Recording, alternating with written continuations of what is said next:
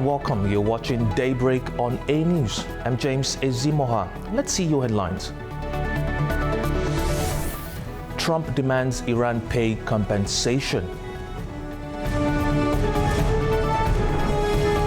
Russian Supreme Court bans only anti-war political party from parliament elections. The case against it was brought forward by Rodina, the pro-Kremlin nationalist party.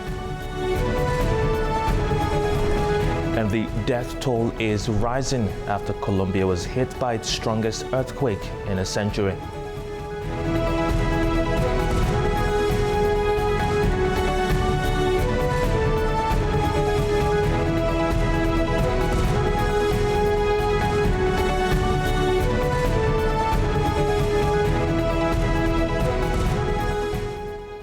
Now, U.S. President Donald Trump has issued a new set of demands to Iran, calling on Tehran to pay compensation for people killed in wars, attacks and protests. The remarks have raised fresh questions over efforts to reopen the Strait of Hormuz. US President Donald Trump has stepped up his rhetoric on Iran, saying Tehran should pay compensation for people killed in wars, attacks and protests caused over the past 50 years. Speaking at the White House on Monday, Trump said the claim would cover the deaths of both civilian protesters and US troops in the region. They asked for reparations, you might say, or they asked for money for the damage that we've done. I said, that's a good idea. Well, we're going to ask for money for the damage they've done over a 50-year period. Whether you go SS Cole or whether you go all of the people that were so badly hurt, so badly wounded or killed, many thousands of people, and maybe damages for the 52,000 protesters over the last 4 months that were killed in Iran. Meanwhile, human rights groups have reported a much lower death toll of the protesters who died during demonstrations this year. His comments follow Iran's demands for compensation and an end to sanctions. Tehran has said the US must lift sanctions and end military threats before the Strait of Hormuz can reopen. Iranian Foreign Ministry spokesman Esmail Baghaei said talks with Oman were continuing and that progress had been made on new shipping lanes. He said some technical issues were still unresolved. Washington and Tehran agreed to a ceasefire in June, but the US reimposed a blockade on Iranian shipping in July. Tehran says that move violated the agreement. Analysts say Trump's new demands could make negotiations over the Strait of Hormuz even more difficult. After his remarks, oil prices closed 5% higher. Now, U.S. President Donald Trump has demanded that Iran compensate people he says were killed in wars, attacks and protests, potentially complicating efforts to reopen the Strait of Hormuz. The demand comes after Tehran called for compensation and an end to U.S. sanctions and terms linked to a preliminary peace deal reached in June that later collapsed. Trump also said the U.S. controls the strategic waterway and has cleared it of Iranian mines. They asked for reparations, you might say, or they asked for money for the damage that we've done. I said, that's a good idea. Well, we're going to ask for money for the damage they've done over a 50-year period. Whether you go SS Cole or whether you go all of the people that were so badly hurt, so badly wounded or killed, many thousands of people, and maybe damages for the 52,000 protesters over the last 4 months that were killed in Iran. Now, meanwhile, Iranian President Masoud Pezeshkian says Supreme Leader Mojtaba Khamenei is in good health after a lengthy meeting between the two. Pezeshkian said they met for 7 to 8 hours in late July, discussing military affairs and the economy, including securing resources, managing foreign currency and energy use. Khamenei has not been seen publicly since taking over from his father in March, while Pezeshkian has given mixed accounts of how easily he can be reached.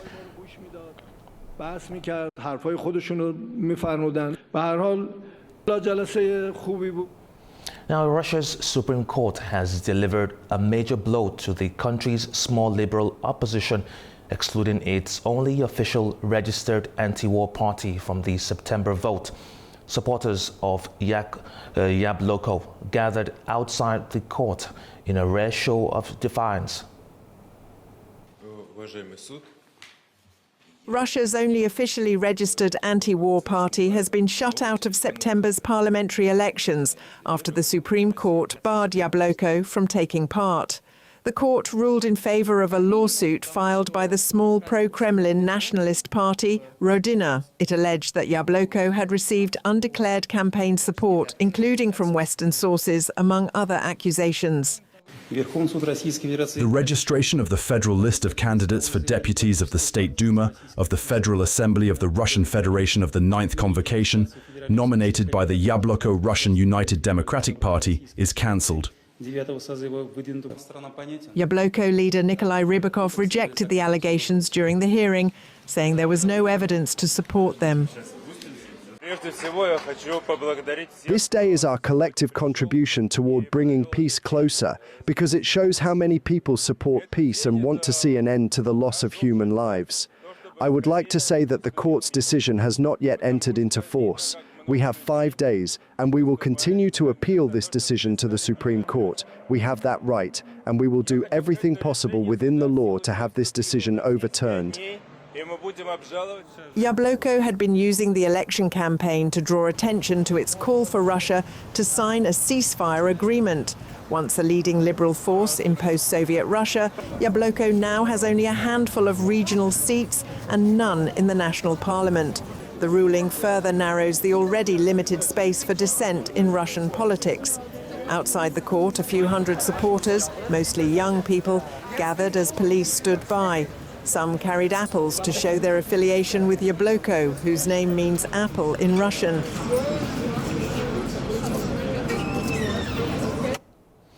Now, at least 111 people have been killed after a powerful earthquake struck western Colombia on Monday. Buildings and hospitals collapsed, transport links were disrupted, and hundreds of people were injured. Rescue teams are still searching for those trapped beneath the rubble. A desperate search for survivors is underway in western Colombia after a magnitude 7.4 earthquake struck the region on Monday. The quake occurred at a depth of 107 kilometers and was felt in major cities nationwide.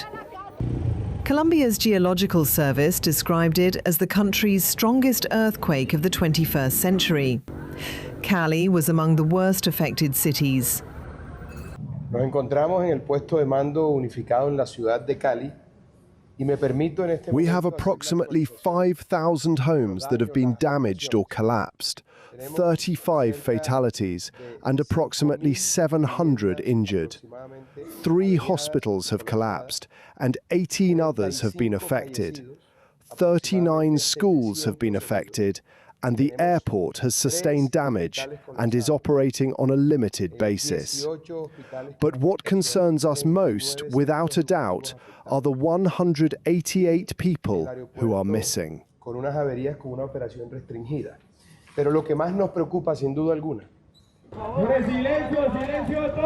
At collapsed buildings, rescue workers called for silence as they listened for signs of life. At the moment, we are here with the community, civil defence and a total of 25 firefighter units, carrying out the removal of debris and search for the 2 children. We are not certain if they are there. The only thing we are told is that they were with their relatives.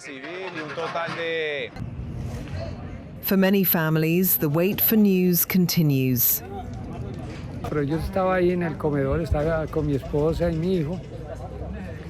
My apartment was 302 and it was completely destroyed. My wife was inside.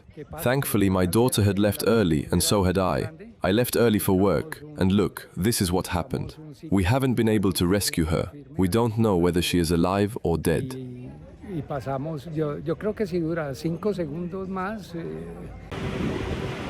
An overnight curfew was imposed in Cali amid concerns about looting, while operations at several regional airports were suspended for structural inspections. Venezuela has offered humanitarian aid.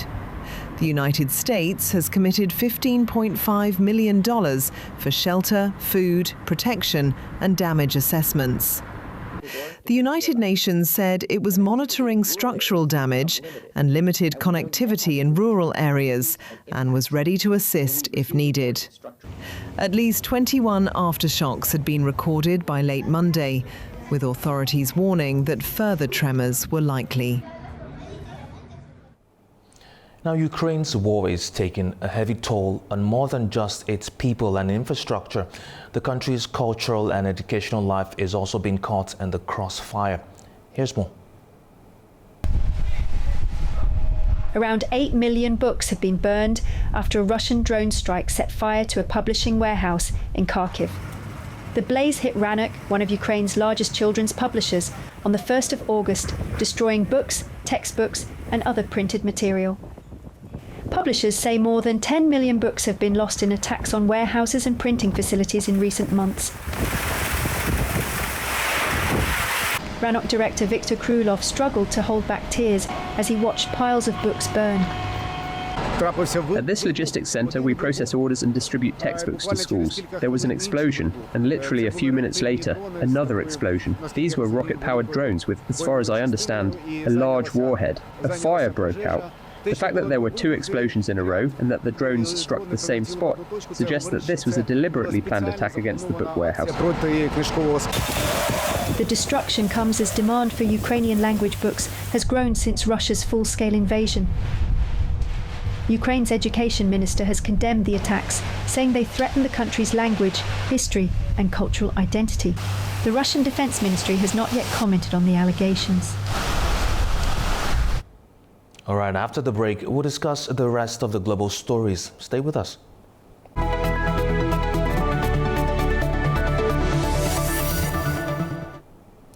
Welcome back. You're still watching Daybreak on A News. Now, the U.S. government has reaffirmed its commitment to lasting peace between Azerbaijan and Armenia on the anniversary of the signing of a significant peace document. James Goodison has more from Washington, D.C. Well, it's been 1 year to the day since President Trump hosted the President of Azerbaijan and the Prime Minister of Armenia to sign a joint declaration of peace. On that anniversary of the signing, the 3 countries have put out a statement today saying there's deep pride in what our countries have achieved together and great resolve to build upon the foundation that ended decades of conflict and put the South Caucasus on a path towards a more prosperous future. The statement also pointed towards a number of successes over the past year, stability on the border, steps to normalise relations as well. Also plans for the US to build infrastructure in both countries. Azerbaijan has nearly completed a highway and railroad to connect to a US-led project in Armenia. There's also a big push for trans-Caspian private investment in the South Caucasus and Central Asia as well. The statement also said there have been results on a host of other matters between the 3 countries, border infrastructure, security, AI, semiconductor innovation, and critical minerals as well. It noted that Azerbaijan lifted restrictions on transit to Armenia and that 60,000 tons of goods have now gone to and from Armenia via Azerbaijan, as well as 20,000 tons of oil products into Armenia as well. The 2 nations also joined President Trump's Board of Peace that has recently been focused on Israel and Gaza. There was a degree of breakthrough on that 10 days ago when Hamas agreed to disarm, although Israel have since called the plans unacceptable, and the result is in flux. The statement concluded that the 3 states remain committed to the full implementation of the agreement signed last year, and they look towards a bright and prosperous future in the region. James Goodison for A News in Washington, D.C. Now, thousands of lawsuits against Meta, Google, TikTok and Snapchat will now move forward after a U.S. appeals court rejected an attempt by Meta and TikTok to block the cases. Now, the ruling opens the way for legal action over claims that the companies designed their platforms to keep young users addicted. Meta and TikTok were seeking to overturn a lower court ruling requiring them to face more than 3,000 lawsuits filed in federal court. However, a US appeals court said the companies had filed too early. The San Francisco-based Ninth Circuit Court of Appeals ruled that the lawsuits against Meta, Google, TikTok and Snapchat can now move forward. The legal action claims the companies designed their platforms to keep young users addicted. The companies argued that a 1996 US law protects them from these claims. However, the court ruled that the law does not give them full protection. The court also denied Meta's bid to postpone a trial beginning on Wednesday in a lawsuit brought by 29 state attorneys general. They allege that the company illegally collected and used children's data, designed its social media platforms to keep young users hooked, and misled consumers about their safety. The company had argued that the trial couldn't go forward while the appeal had been outstanding. The plaintiffs say social media has contributed to rising depression, anxiety, and body image problems among young people. In a separate California case earlier this year, a jury found Meta and Google negligent for designing platforms that harmed young users. A young woman who said she became addicted to Instagram and YouTube as a child was awarded $6 million in damages. Meta and Google deny the allegations and say they will appeal the rulings.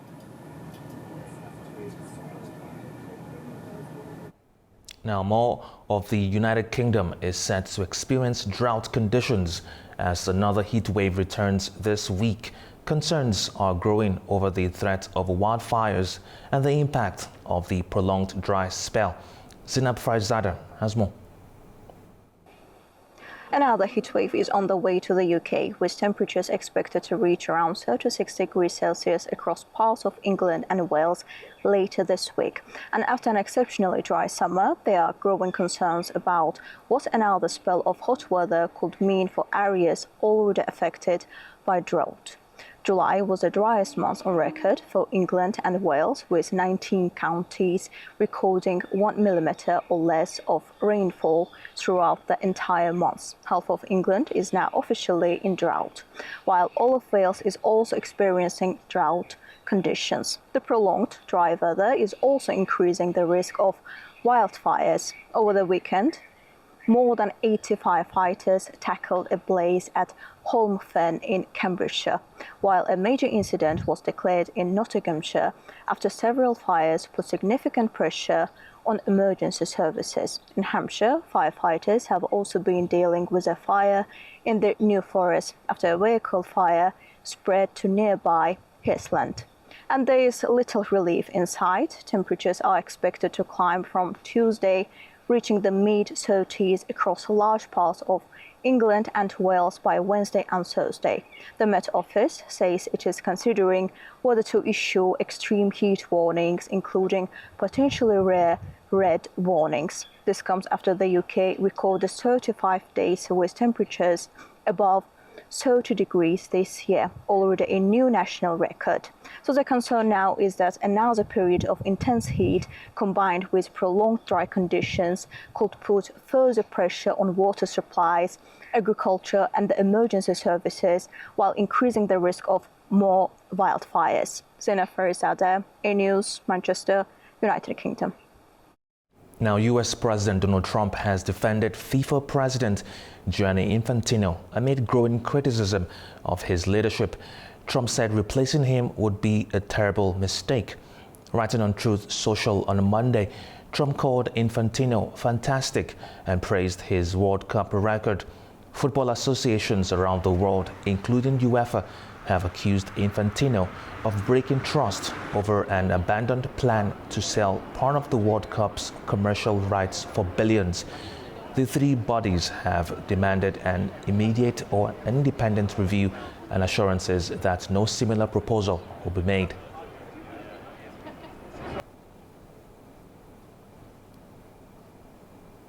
Now, the United States stocks closed slightly lower on Monday as investors grew less confident about a deal to reopen the Strait of Hormuz. The Nasdaq fell 0.32%, while the S&P 500 and Dow also edged down. Intel and other chip makers weighed on the market, with Intel shares falling after the company announced plans to raise $15 billion. Meanwhile, U.S. oil prices jumped around 5% to more than $82 a barrel as uncertainty over the Iran-U.S. crisis fueled concerns about inflation and interest rates.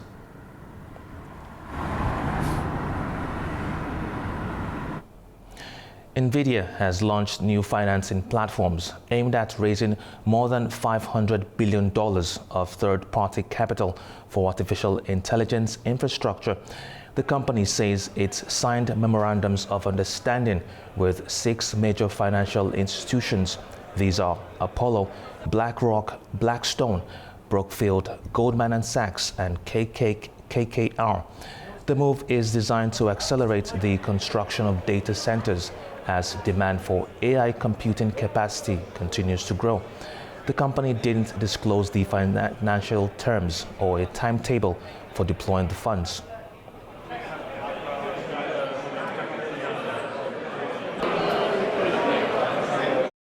All right, we'll be back after a short break. Stay with us.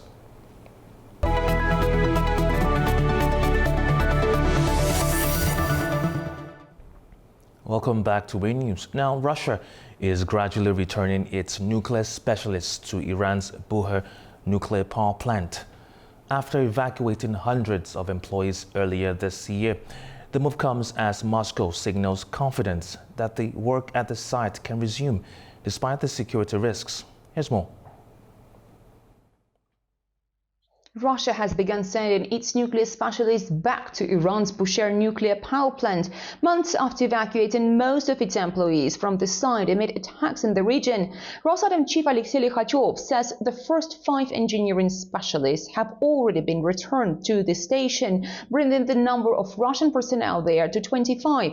Likhatov says another group of several dozen specialists could arrive within the next 2 weeks unless a major escalation takes place, and that the Russian workforce at the project could reach around 100 by this autumn.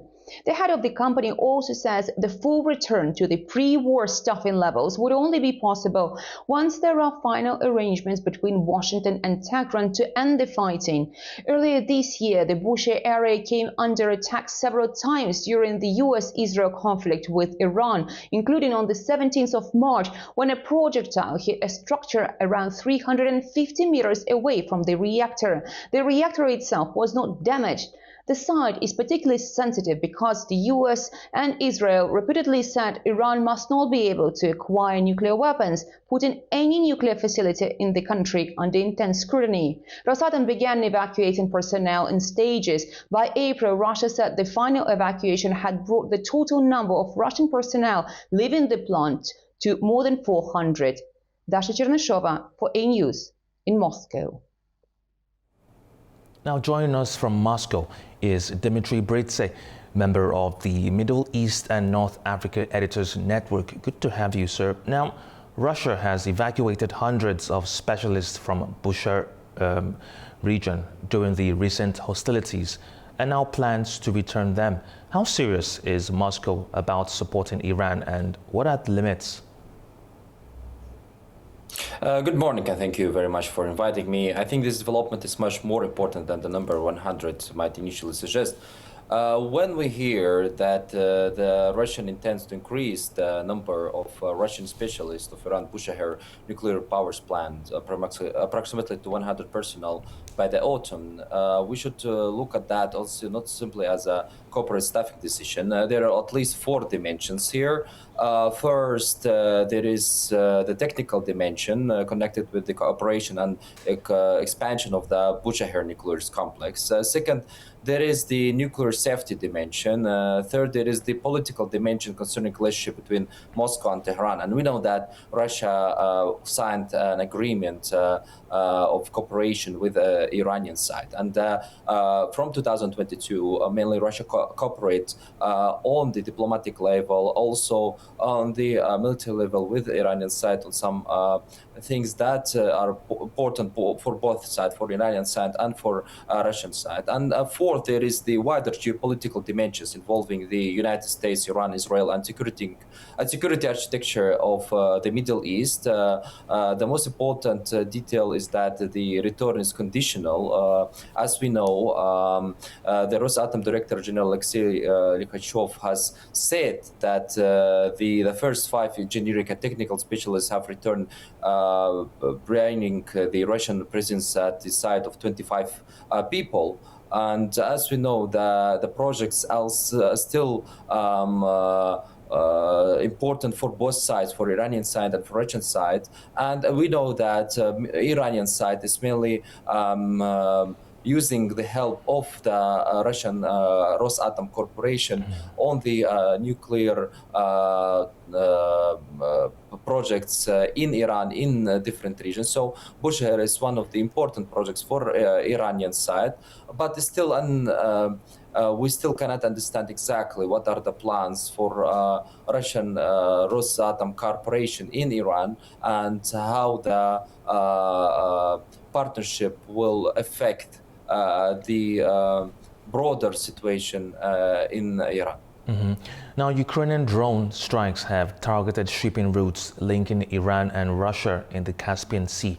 How could this vulnerability affect Iran's regional strategy? I think it affects him because now we see how the Ukrainian side is trying to affect the situation in the Caspian Sea, not only in the Caspian Sea, but in the Black Sea. So today, the situation and the Ukrainian crisis is becoming more dangerous. And Ukraine is trying to target Russian interests, not only in the Russian lands, but also in a broader strategy to target Russian interests in the Caspian Sea and even in the African continent. Because today we see that the diplomatic solution is still doesn't exist, and still the U.S. side cannot bring two parties into the negotiation table. So today, I think that the mainly the Ukrainian side is trying to target the Russian economy, is trying to affect the Russian economy, and because of attacking the Iranian tanks, it's also affecting the cooperation between Russia and Iran, because as we know, Russian side has problem with the oil in several regions. So the Iranian side is helping Russia on the economical level regarding to find a solution of the oil industry in Russia, because there is lack of oil in several regions. So that's why Ukrainian side is trying to attack the tanks and attacking also the several targets inside Russia to affect the Russian economy. Now, as Iran faces growing external pressure and its vulnerabilities become more visible, could Tehran seek more stable and pragmatic relations with immediate neighbors, including Azerbaijan? I think so, yes, of course. Today, Azerbaijan and Iran cooperating on different levels. And even on the last interview, the president of Iran, Masoud Pezeshkian, talked that Azerbaijan mainly helped Iran on diplomatic level regarding the possibility of trying to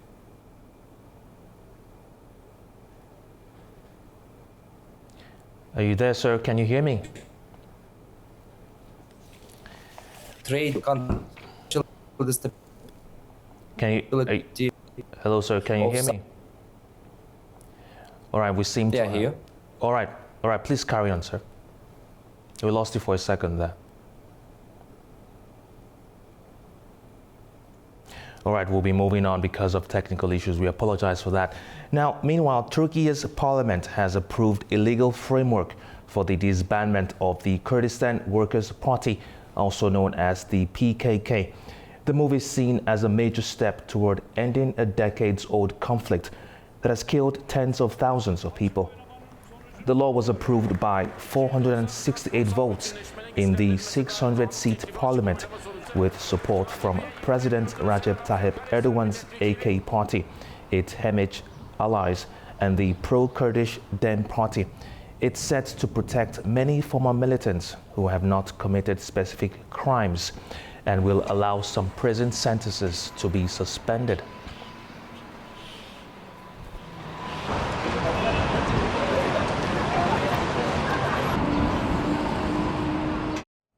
Meanwhile, Turkey's foreign minister says the new pact is meant to deter conflict rather than provoke it.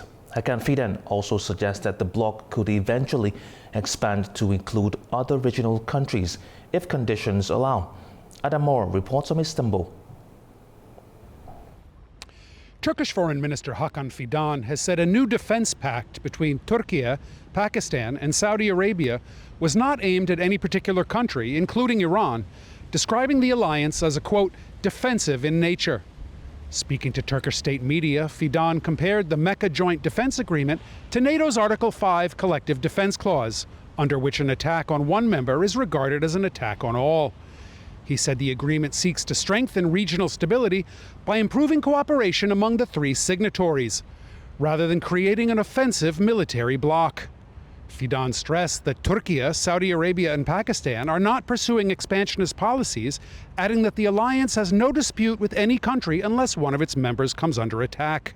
He also said the agreement establishes a ministerial committee modeled on NATO's political and military structures, together with a permanent general secretariat to be based in Saudi Arabia. Fidan said Egypt could eventually join the alliance once certain technical issues were resolved, adding that the long-term objective is to expand the framework to include other regional partners. Turning to the South Caucasus, Fidan said a lasting peace agreement between Armenia and Azerbaijan could eventually create the conditions for a broader regional security architecture. Once regional peace is achieved, he said, South Caucasus countries could develop institutional security arrangements similar to those now emerging in the Middle East, although he stressed that each region has different priorities. This is Adam Morrow for A News in Istanbul, Turkey. Now we turn to our earlier conversation about the Russian-Iran cooperation with our guest Dmitry Britse. Are you still with us, sir? Yeah. All right. Hello. Now, as Iran faces growing external pressure and its vulnerabilities become more visible, could Tehran seek more stable and pragmatic relations with immediate neighbors, including Azerbaijan? I think so, of course. The situation is changing in the region, and both in the Middle East and the South Caucasus, because now Iran, of course, understanding the importance of cooperating with the South Caucasus region, especially with Azerbaijan, because in the last interview, the president of Iran, Masoud Pezeshkian, talked about the importance of Azerbaijan, and that Azerbaijan helped mainly Iran on several levels, diplomatic and even regarding the trading problems in the region, because the United States of America and Israel tried to blockade Iran from its partnership with neighbors. So, of course, today the region is totally changing, and of course there is many questions raised about the stability and security of the region, especially because the situation between the United States of America and Iran affecting the trading routes, affecting the nuclear projects and nuclear facilities in Iran. So, and it could be also damaged, and if damaged, it will also affect the situation in the neighbor regions, in the neighborhoods countries. So, of course, now the Azerbaijan initiatives to cooperate with Turkey and to save and to keep its relationship with Iran, even though the situation is changing day by day. But the initiatives and the cooperation between countries, even between Azerbaijan and Armenia, and also Azerbaijan.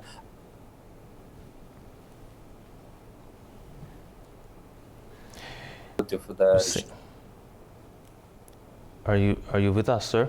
We seem to have lost our guest again. All right, Yes. we'll move on this time. Oh, he's back, I guess. All right, please continue.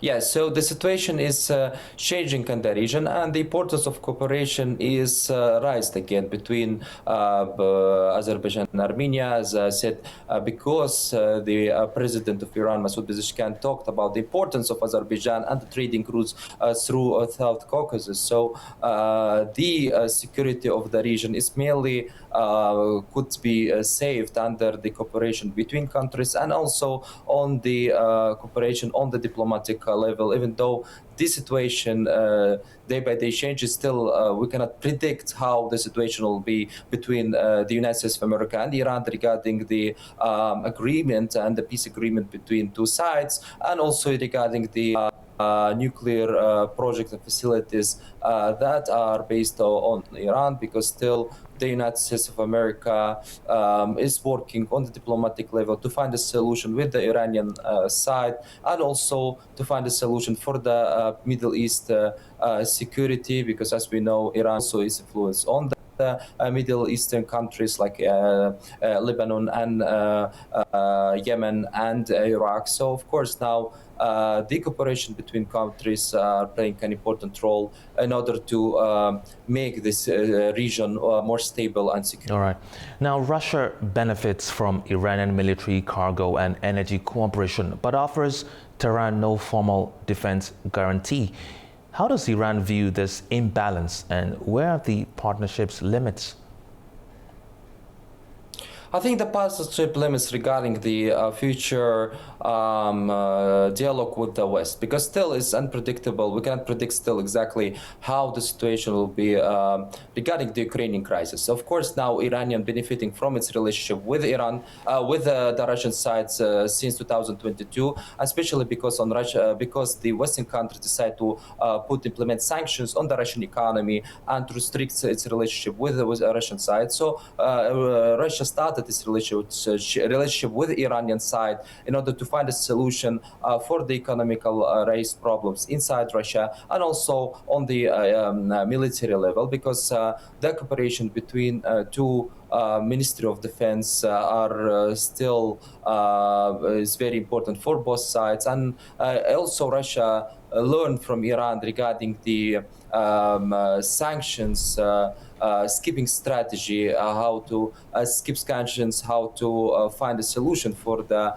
policies that are implemented from the Western countries, especially about sanctions and about blocking financial transactions from Russia and to Russia. So both sides are still cooperating on different levels, and especially we know that the Russian side signed partnership agreements and cooperation with the Iranian side in 2024. So this cooperation is still exists, and it's very important for both sides because both sides they need each other. And even if you're talking about regional security, about South Caucasus, and even in the Caspian Sea, the cooperation still exists on the diplomatic level of two Ministry of Foreign Affairs, Iranian and Russian. So of course, the both sides are they're getting benefit from this cooperation because of any crisis and because of the Western sanctions and also blockades of Russia. Now, speaking about regional security, could attacks on Caspian shipping ultimately force Iran and Russia to rethink how they move sensitive cargo between the two countries? I think so, of course, because the cargoes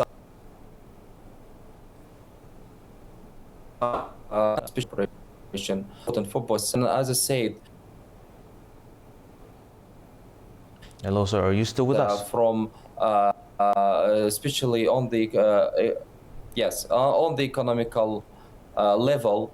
So the cooperation is important because Russia trying to find a solution regarding the blockade and regarding the sanctions. So it's getting different products from the Iranian side that are important for the Russian economy and for Russian market. So both sides are getting benefit from that because, as we know, Iranian companies also facing huge pressure because of the Western sanctions, and that's why also it's one of the reasons of the cooperation raised from 2022. All right, now, does the growing vulnerability of the Caspian route increase Azerbaijan's strategic importance for both Moscow and Tehran? Of course, because Azerbaijan is an important country in the region, and especially regarding the oil and gas industry, because now today still the question raised about the security of the trading routes, and of course the Azerbaijani side is trying to cooperate with the neighbors, and both with Russia and Iran and other countries in the region. So of course the initiatives from the Azerbaijani side regarding the supporting the gas industry for the European Union and for Western countries also is raised because of the restrictions and sanctions that are implemented on the Russian side, and because of Ukrainian side that are attacking the oil and gas industry in Russian Federation in several regions, and attacking of ports in Novorossiysk and inside Russia and inside Russia. So of course now the cooperation and the partnership regarding the economy and regarding also the gas industry is important for all the partners in the region. Now, could Iran's current security concerns create an opportunity for a genuine reset with Azerbaijan, or are there still too many underlying tensions? I think there's still too many underlying tensions because still we cannot predict how the situation will be in the Middle East. Still, we cannot predict the agreement between America and Iran because still many questions raised about the nuclear facilities in Iran, like Bushehr nuclear facility and others. So still many questions raised also about how Iran will cooperate with Gulf countries, and if it will be also a kind of peaceful agreement between the Gulf countries and the Iranian side, and how it will affect the region and the Gulf region. So we can say that there is also concerns about the stability from Iran to other countries because of the US attacks that still affecting the trade routes. So we can predict that the situation will be stable until the end of the year. But if the both sides will keep its patience and will keep they will stay in the agreement and in peace talks.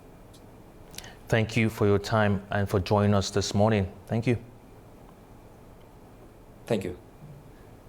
Now, Uzbekistan has secured a preferential tariff deal for sending fertilizers and petroleum products through Kazakhstan's port of Kuryk towards Georgia. The agreement is expected to make transit along the Trans-Caspian route more attractive for Uzbek exporters and improve access to European markets. Our correspondent, Savi Rajapova, has more from Tashkent. Uzbek exporters will now have more favorable conditions for moving fertilizers and petroleum products across the Caspian Sea, as Kazakhstan's port of Kuryk introduces preferential tariffs for these shipments. The agreement was reached by the Railway Administration of Uzbekistan and Kazakhstan. It comes as the two countries are increasing their use of the Trans-Caspian International Transport Road, which connects Central Asia with the Caucasus, Turkey and Europe. Kuryk's location gives it an advantage.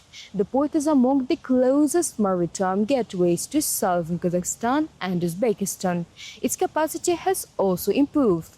After dredging works in 2024, the time needed to process a ferry fell from 20 to 12 hours. Ferries can now carry an additional 500 tons of cargo. The growing role of these roads is reflected in the figures. Uzbek cargo handles through the port of Aktau and Kuruk increased by more than 60% in 2025. In the first half of this year, around 50,000 tons of transit cargo from Uzbekistan and more than 1,700 containers passed through Aktau, while container transit along the roads through Kazakhstan increased 3.8 times between 2022 and 2025. The new tariff preferences could further strengthen the corridor as Uzbekistan expands alternative routes to international and European markets. Sirid Rajab reporting from Tashkent, Uzbekistan, A News. Now, from shifting migration routes to shifting energy routes, Kazakhstan is looking to expand oil exports through Azerbaijan as war-related disruption raises fresh doubts over its main route through Russia. Kazakhstan is considering the Baku-Tbilisi-Ceyhan pipeline, the Baku-Supsa route, and Caspian transit through Azerbaijan as additional oil export routes. According to the Ministry of Energy of Kazakhstan, it's paying special attention to the development of the transport corridor passing through Azerbaijan. The push comes amid growing uncertainty surrounding the Caspian Pipeline Consortium, or CPC, which is Kazakhstan's main export route to international markets. This pipeline carries Kazakh oil to the Russian Black Sea port of Novorossiysk. But the war in Ukraine and a series of security incidents in the Black Sea region have raised concerns. Now, analysis shows that Kazakhstan's oil exports dropped. Oil exports through the Caspian Pipeline Consortium fell more than 20% below their original target in July, according to international analytics firm Kepler. The decline followed a series of drone attacks on tankers near the CPC terminal at Yuzhnaya Azurovka, close to Novorossiysk. The disruptions also affected production, with Kazakhstan cutting its oil output by 14% in July compared with June. The disruptions are also prompting Kazakh energy companies to look for alternatives. Kazakhstan's national oil and gas company, Kazmunaygas, plans to increase exports through the Baku-Tbilisi-Ceyhan pipeline, the BTC, by 31% in 2026 compared with 2025, reaching 1.7 million tons. In the first 6 months of this year, 704,000 tons of Kazakh oil were transported through the port of Aktau for onward delivery via the BTC route. This stretches more than 1,700 kilometers across Azerbaijan, Georgia, and Turkey. Now, and finally, millions of people are preparing to watch a total solar eclipse on Wednesday as the moon passes directly between Earth and the Sun just before sunset. The spectacle will be viewed from parts of Spain and Iceland, while much of Europe and other northern regions will see only a partial eclipse. Spain will offer some of the best views of a rare celestial spectacle as the moon blocks the sun near sunset at 7:36 p.m. Madrid is preparing for the event, with protective glasses selling out before Wednesday's total solar eclipse. We've come to the planetarium to buy the glasses because most of them are sold out in the supermarkets, and we were excited to see it. It'll be the first total solar eclipse visible from the Iberian Peninsula since 1912. The path of totality will cross parts of Spain and last less than 2 minutes before the moon continues across the sun and daylight returns. Temperatures may fall and the birds will stop singing. It's extremely beautiful. So I'm really looking forward to this one because at sunset it's a magical time anyway. And yeah, 1 minute 40 of totality. Hopefully I find a nice place on the side of a hill in the countryside. It has been a dream for me to see the real one with a sunny day. And this year it will be solar eclipse during the sunset. So I guess it will be more romantic with all the sunset views. So it will be really exciting to see. Yes. Northern Portugal, Greenland, Iceland and northern Russia are set to experience the totality. A partial eclipse will be seen further afield. Experts warn that regular sunglasses do not provide adequate protection. Approved eclipse glasses must be worn during the partial phases and should only be removed during the brief period of complete totality. All right, that's it from me and the Daybreak crew today. Thank you for watching. Stay tuned to A News.